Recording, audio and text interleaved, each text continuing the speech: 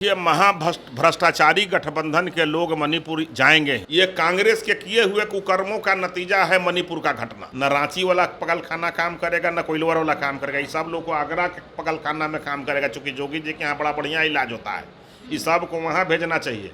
इसलिए इस सब लोगों को आगरा वाला मानसिक रोगशाला में जाना चाहिए। बढ़िया इलाज वहाँ जोगी जी बढ़िया ट्रीटमेंट कराते हैं। और थोड़ा ताजमहल देखेंगे तो मन भी फ्रेश होगा। बंगाल में जो अभी महिला को जो कल जो नग्न घुमाया गया है वो दिखाई नहीं दे रहा है।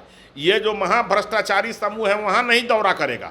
इनको सिर्फ मणिपुर दिखाई पड़ रहा है। इनको केरल में जो घटना हुई है उस पर नहीं जा रहे हैं।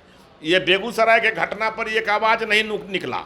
इनके सारे के मुंह में जो है जाब लग गया है, जैसे जानवर के लगता है। दंगा को रोकने में पुलिस विफल होती है, सरकार विफल होती है, इल्जाम दूसरे पर लगाते हैं। ये सारे अवसरवादी हैं, सारे भ्रष्टाचारी हैं, सारे रंग बदलू दल बदलू, एक से एक धाराओं से सुशोभित। इनके बयानों का नोटिस पब्लिक नहीं लेती है। अब मणिपुर मामले पर आज इंडिया गठबंधन की तरफ से 21 सांसद मणिपुर रवाना हुए हैं और कह रहे हैं कि वहां जा कर के जांच करेंगे और जांच करने के बाद केंद्र सरकार से गुहार लगाएंगे और वहां पे शांति की अपील करेंगे। वो तमाम जो चीज़ें हैं, एक तरह से वहां पर उनको प्रशासन पे भरोसा नहीं है, इसलिए वहां पे सांसद जो है वो 30 तारीख तक रुकेंगे और रुक करके तमाम जो मणिपुर में जिस इलाके में घटनाएं हो रही हैं, जिस इलाके में हिंसा हो रही है, वहाँ पर वो देखेंगे, लोगों से बातचीत करेंगे और एक रिपोर्ट तैयार करेंगे। हमारे साथ इसी मुद्दे पर बातचीत करने के लिए बीजेपी से प्रवक्ता है अरविंद सिंह जी,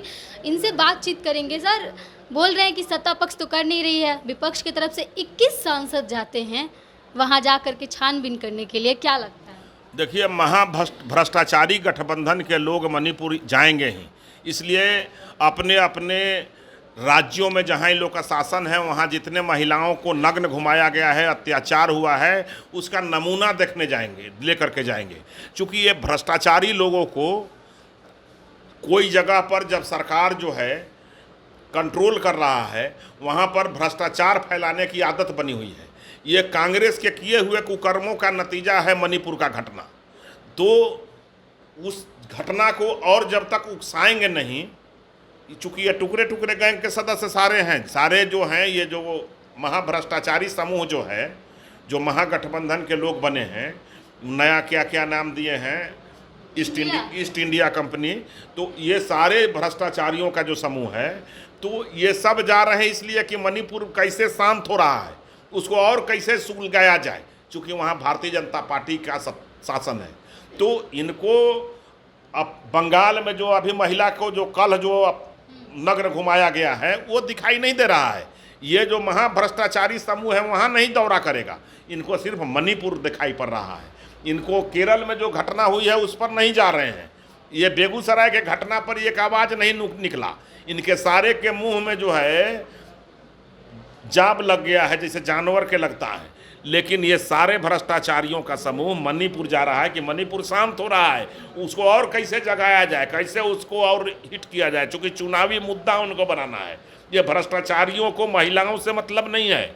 सिर्फ मणिपुर में महिला नहीं रहती है, बंगाल में भी महिला रहती है, केरल में भी महिला रहती है, यहाँ कर्नाटक में भी महिला रहती है और बिहार में भी महिला रहती है, राजस्थान में भी महिला रहती है। राजस्थान के मंत्री का जब इनको आईना दिखाने का काम किया इन्हीं का मंत्री, तो उसको बर्खास्त करने का इन्होंने काम किया। तो ये सारे भ्रष्टाचारियों का समूह है। इनमें इतने समूह हैं कि जिन पर जितना कड़ा धारा लगा हुआ है उतने बड़ा नेता हैं। ये सारे परिवारवादी। जेडीयू की तरफ से ये कहा गया कि प्रधानमंत्री नरेंद्र मोदी मणिपुर पर कुछ नहीं बोलते हैं, सिर्फ 36 सेकंड बोलते हैं और प्रचार करने के लिए बीजेपी की तरफ से लगातार राज्यों में दौरा कर रहे हैं और जा करके लाल डायरी पर बात कर रहे हैं। तो देखिए, जदयू क्यों नहीं बोलेगा? चूँकि जब से ये चारा चोर का चरण वंदना करना चालू कर दिया है, तब से इनकी बोली बदल गई है। जब चारा घोटाला पर और बिहार के अपराध पर माननीय मुख्यमंत्री 1.5 घंटा प्रवचन करते थे, अब जो है जो प्रवचन बंद हो गया है। चूँकि पलटी मार के तो सम्राट हैं ये, तो जब पलटी मार गए तो इनका जबान भी बदल गया। अब तो इनको जो अपराधी है वो इनको सन्यासी नज़र आता है और सन्यासी को अपराधी बनाने में लगे रहते हैं। लोग को गोली मारता है, पुलिस कहते हैं कि पब्लिक गोली मार दिया। यहाँ पर दरभंगा में दंगा होता है, दंगा को रोकने में पुलिस विफल होती है, सरकार विफल होती है, इल्ज़ाम दूसरे पर लगाते हैं। तो ये भ्रष्टाचारी सम्राट नीतीश कुमार जी जो बने हुए हैं, सारे भ्रष्टाचारियों के संरक्षक बने हुए हैं। तो ये सारे लोग देखिए, जैसी चश्मा पहनेंगे वैसा ही नज़र आएगा। तो पावर उसी टाइप का ये लोग लगाए हुए हैं, तो उसी तरह का नज़र आ रहा है। कह रहे हैं कि लाल टमाटर लाल सिलेंडर, अशोक गहलोत का ये बयान है। ये नहीं दिख रहा है प्रधानमंत्री लाल दायरे के पीछे क्यों पड़े हुए? सिलेंडर इनको इसलिए दिखाई पड़ रहा है क्योंकि लाल सलाम जो मुड़ीकटवा दल है उसके साथ ये लोग गठबंधन कर चुके हैं, तो इनको सब लाल नजर आएगा। बंगाल का लालिमा इनके आंखों में घुस गया है और इसी चलते आई फ्लू भी बढ़ गया है पूरे देश में।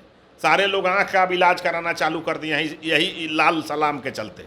तो ये सारे भ्रष्टाचारी अपराधी टुकड़े टुकड़े गैंग के सदस्य पूरे देश को बर्बाद किए हुए हैं। और ये लोग वही लोग हैं जो कश्मीर को भारत से जब धारा 370 समाप्त किया गया तो सीना छाती पीटने वाले लोग थे, रोने वाले लोग थे। ये वही लोग हैं, यही लोग हैं कि कोई आतंकवादी को जब जेल में और फांसी पड़ता है तो ये लोग का सीना फटना चालू हो जाता है। ये सारे वही लोग हैं, ये सारे भ्रष्टाचारियों का जमात है। ये लोग कोई शंकराचार्य थोड़े हैं, ये सारे भ्रष्टाचारी हैं। उनके तरफ से ये कहा जा रहा है कि हम लोग अगर कोई भी घटना होती है तो उस पर तुरंत कार्रवाई करते हैं, एक्शन लेते हैं। मणिपुर पे एक्शन क्यों नहीं लिया गया? सरकार के पास इतना अच्छा, ये एक्शन लेते तो दरभंगा में ऐसा कांड होता? हमने कार्रवाई तो किया। क्या कार्रवाई किया? आज ही हमने बात की जेडीयू से, तो उनके तरफ से ये बयान आया। ये कार्रवाई किए तो क्या मणिपुर में कार्रवाई हुई कि नहीं हुई? मणिपुर में कार्रवाई नहीं हुई। कह रहे 1000 भीड़ में आप 4 लोगों का घर तोड़ा जाता है बुलडोजर से उत्तर प्रदेश में, तो इनका सीना फटना चालू हो जाता है। ये सारे अवसरवादी हैं, सारे भ्रष्टाचारी हैं, सारे रंग बदलू दल बदलू, एक से एक धाराओं से सुशोभित। इनके बयानों का नोटिस पब्लिक नहीं लेती है। अब ये जानते हैं कि अवसरवादी हैं, ये जब जैसा तब तैसा बोलते हैं, इनको सत्य से कोई मतलब नहीं है। ये सारे जो हैं झूठों के सरदार हैं। बिहार के कटिहार में जो मामला हुआ उसमें 1 सप्ताह पहले आवेदन दिया गया था, उसके बाद भी 1000 भीड़ में सिर्फ 10 पुलिसकर्मी तैनात थे और वो भी निशाना करते हुए लोगों पर फायरिंग करते हुए दिखे। इसके बावजूद भी कहा जा रहा है कि कोई अन्य जो असामाजिक तत्व हैं उन्होंने जाकर के लोगों पर फायरिंग की जिससे मौत। तो ये बात नीतीश कुमार जी से न पूछिए कि असामाजिक तत्व फायरिंग किया तो ये पुलिस क्या कर रहे थे? और पुलिस मंत्री जी कह रहे हैं ना कि अगर कोई बदमाशी करेगा तो गोली ये सब लोग का मानसिक स्थिति गड़बड़ा गया है। जो बिहार में भ्रष्टाचार और अपराध बढ़ा हुआ है, इस सब को अब ये न रांची वाला पगल खाना काम करेगा, न कोइलवर वाला काम करेगा। इस सब लोग को आगरा के पगल खाना में काम करेगा, चूँकि जोगी जी के यहाँ बड़ा बढ़िया इलाज होता है। इस सब को वहाँ भेजना चाहिए। चूँकि सब जो है ये सब जो है मानसिक रूप से वृद्धावस्था में सबका जो है दिमागी डिमेंशिया के शिकार हो गए हैं। जो मंत्री जी बोल रहे हैं उनका भी अवस्था वही है, चौथापन में गुजर रहे हैं, और गृह मंत्री जी भी चौथेपन में है। इसलिए इस सब लोगों को आगरा वाला मानसिक आरोग्यशाला में जाना चाहिए। बढ़िया इलाज वहाँ जोगी जी बढ़िया ट्रीटमेंट कराते हैं, और थोड़ा ताजमहल देखेंगे तो मन भी फ्रेश होगा।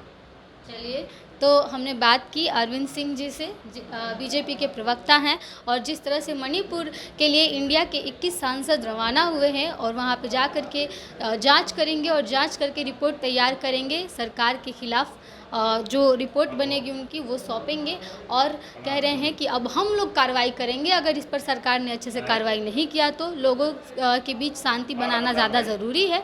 लेकिन हमने बातचीत की बीजेपी का पक्ष रखने के लिए। आपने सुना क्या कुछ कहा अरविंद सिंह जी ने, इस पर आपकी प्रतिक्रिया क्या है हमें कमेंट बॉक्स में ज़रूर बताइएगा। तब तक के लिए बने रहिए हमारे साथ, देखते तो बिहार प्रोजेक्ट में आपके साथ प्रिया। बहुत बहुत धन्यवाद।